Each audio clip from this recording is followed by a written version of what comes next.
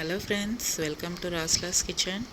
ఈరోజు మనం స్వీట్ షాప్లో దొరికే పాలక్ పకోడీ ఇంట్లో ఈజీగా ఎలా చేయాలో చూద్దామండి. ఇప్పుడు ఒక 2 కప్స్ బేసన్ పిండి తీసుకొని అందులో కొద్దిగా సోంపు వేసుకోవాలి. ఆ తర్వాత పావు స్పూన్ పసుపు, ఒక 1 స్పూన్ సాల్ట్,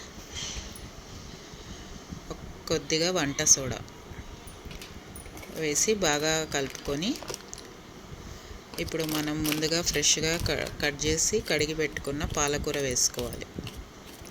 పాలకూర వేసుకొని బాగా కలుపుకోవాలి.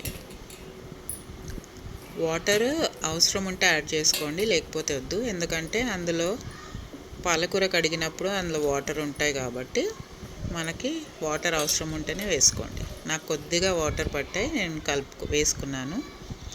కొద్దిగా పచ్చిమిర్చి కూడా యాడ్ చేసుకోవాలి. సేమ్ పకోడీ అయితే సేమ్ స్వీట్ షాప్లో దొరికేలాగే వస్తుందండి. డెఫినెట్గా ట్రై చేయండి. వర్షం పడుతుంది, వేడివేడిగా ఏదో ఒకటి చేసుకోవాలి అంటే ఎప్పుడు బజ్జీలు మిర్చీలు అలా కాకుండా ఇలా స్వీట్ షాప్లో దొరికేలా పాలక్ పకోడీ ట్రై చేయండి. కడాయి పెట్టుకొని అందులో ఆయిల్ వేసి డీప్ ఫ్రైకి సరిపోయినంత ఆయిల్ వేసుకొని చిన్న చిన్న ముద్దలుగా ఇలా వేసుకొని మనం అవి క్రిస్పీగా అయ్యేలా వేయించుకోవాలి. చూసారా ఎంత క్రిస్పీగా అయ్యాయో?